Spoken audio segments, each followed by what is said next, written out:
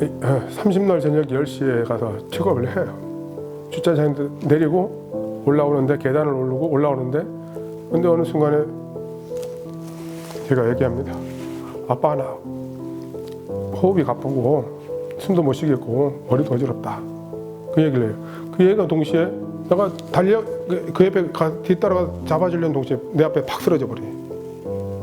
그 앞에 가서도 의사를 만났는데도 의식이 막 동공이 막 풀려버려. 근데 이 뒤에 분 누구냐니까 아빠 딱 해요. 그게 마지막이에요. 의사들도 안 되겠다 싶어서 그게 심정지가 바로 와버린 거예요. 몇 시간 동안 시술을 해가지고 그 사이에 제가 하니까 이제 그 사이에 산소 공급이 안 돼서 내가 많이 붓고 있다, 내 기능이 많이 죽었다. 내 수술 또 했어요. 4시간을 거쳐갖고 또 수술하고 나오는 거 보니까 우리 애가 눈가에 눈물도 흐르고 하니까 애가 신경이 있구나 생각을 했는데 그 선생님도 수술 끝나고 와서 힘들고 동공도 아직 돌아오지 않고 해서 좀 힘듭니다. 그거 지켜봐야 되겠습니다. 해서 좀 임종 준비하시라. 그날 얘기하시더라고요.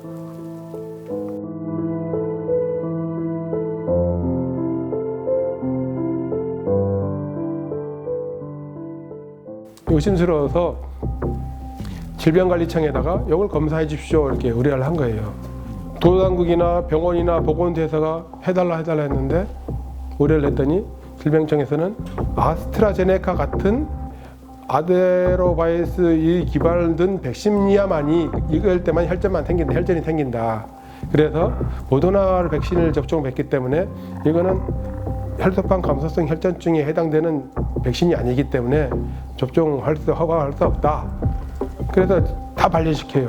그래서 언론에서도 자꾸 나오지 대한의사협회에서도 항의성 보도자료도 보내지 너무 탁상 행정을 하고 있다. 그래서 그 언론에서 이슈가 되다 보니까 죽은 지 6일쯤 되는 날 질병청에서 얘기합니다. 제2도청에다가 그러면은 피를 보내라. 자 검사를 해줄게. 마지못해 이렇게 합니다. 근데 피가 어디 있어요? 중환자 있을 때 멀쩡한 피를 싱싱한 피를 보낼 때는 다 발열시켜버리고 죽었는데 피가 어디 있겠습니까? 그나마 한라병원 그 병원 안에 냉장고에 피가 한 1cc도 안 되는 피찌꺼기가 있는 거예요. 잔유물이 있는 거예요. 그거를 보냈는데 이 혈소판 감소성 혈전증이라는 검사를 받기 위해서 이 시료라는데 검체라고 하는데 피 검체의 조건이 어떤 거냐면은 마이너스 20도 이하의 냉동 보관된 시료를 갖고 와라. 그렇게 돼 있어요. 피의 특성이 변하기 전에 냉동을 시켜놓고 가져와서 그걸 교반기 돌려가고 혈청인가 그걸 분리해가지고 검사를 해야 되는데 우리 딸은 중환자실 일주일 동안 있을 동안 해달라 했는데 안 해주면서 죽은 후에 6일 후에 와서 피 보내라 했는데 그만큼 보름 동안의 시간이 지금 딜레이 돼버린 거잖아요. 피의 특성이 변하지 않은 상태에서 검사가 돼야 되는데 특성이 아닌 변질된 피를 갖고 찌꺼기를 갖고 보냈으니까 당연히 이게 시험 자체가 안 되는 거죠. 근데 그거에 대해서 그 결과 가지고 질병청에서는 아주 자신 있게 얘기합니다. 당신 아이는 TTS가 아니다. 혈소판 감소성 혈전증이 아닙니다. 결론 내고 당신 딸은 항인지질 증후군이라는 그 질병을 갖고 추정하기 때문에 이 질병을 가지고 있어서 재난적 항인지질 증후군에 의해서 사망했다. 이거에 대해 이의 제기를 할 거면은 이의가 있으면은 감염병 예방법 71조 근거에 의해서 피해 조사 신청서를 제출하시라. 그러면 다시 예방접종 피해조사심의위원회를 구성을 해서 다시 한번 검토를 해보겠다. 피해보상 신청을 딱 하려고 그러는데 접수가 안 되는 거예요. 왜냐? 접수 조건이 뭐냐? 사망진단서, 가족관계증명서, 그 다음에 부검 확인서가 필요한 거예요. 부검 소견서가. 근데 제 딸은 병원에 있으면서 어느 누가 당신 딸 이제 이런 접종을 이제 인강을 받기려면은 부검을 하셔야만이 이제 바뀔 수 있습니다. 얘기한 사람도 없고.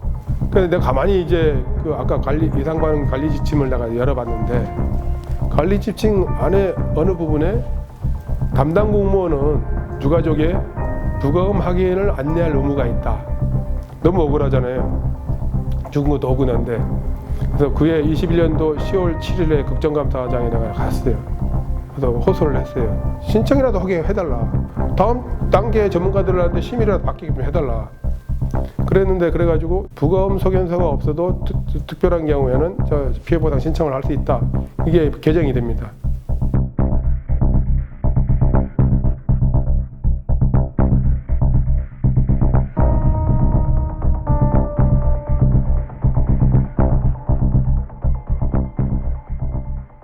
그 다음에 22년도 8월 16일자에 다시 한번 예방접종 피해보상 전문위원회에 우리 딸 안건이 또 상정이 됐습니다.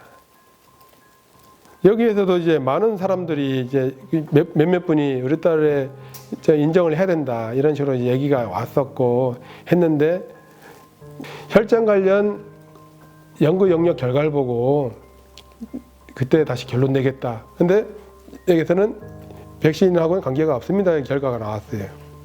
톡을 주고받습니다. 교수님, 이 오늘 결과 발표 저 딸하고 관계가 있습니까? 없습니까? 아버님 딸하고 전혀 관계가 없습니다. 요거는 신부 정맥이기 때문에 아버님 딸은 신부 동맥이고 폐동맥 막혀서 심장을 거쳐서 폐로 가는 동맥이 막혔기 때문에 이 연구 영역하고는 관련이 없습니다. 이렇게 얘기를 합니다. 아까 톡 주고받은 거랑 그 아까 얘기 근거되면서 연구 영역자가 아니라 그러는데 왜 우리 딸을 5일장 떨이 물건 팔듯이 넘기느냐 그 얘기를 해서 담당자한테. 담당자 넘기겠다다가 알겠습니다 하면 내부적으로 회의해 보겠습니다. 회의한 결과 아버님 연락 온 게 아버님 딸은 보류하기 다시 또 보류시키기로 했습니다. 이 정부 행정이 이래요. 이 연구이 어떤 내용인지도 모르고 막 올리려고 하는 게 내가 그때 캐치를 안 했으면 어떨 할 뻔했으면.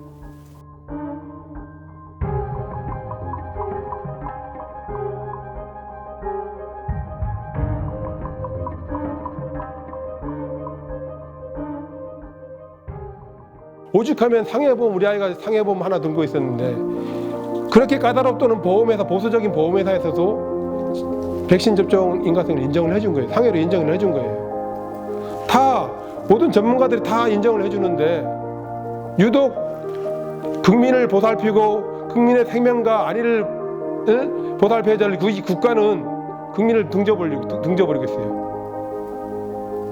국민을 죽음의 수렁에 빠뜨리게 한 다음에 묻어버리고 등 돌려 나몰라라 하고 있어요. 나머지 유가족이 이렇게 호소하고 맨날 매일매일 울분을 터뜨리고 있는데 대한민국 국가는 국가의 존재 그 이유를 망각하고 있어요.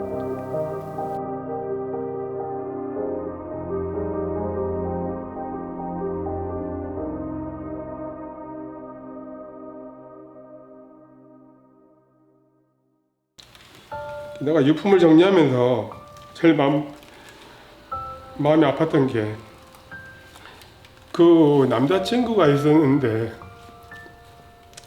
남자친구랑 그 인간의 두뇌 얼굴 그 모습을 그려놓고 나의 두뇌 머릿속에는 어떤 게 있다 이걸 저 그림으로 표시한 거예요. 영역으로 이렇게 해서 우리 유빈이 같은 경우는 어떻게 했냐면은 대부분 50% 이상을 가족이라는 글자 써버리고 가족.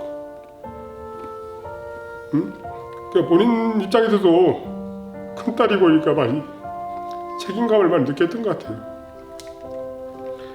그게 제일 마음이 아파요.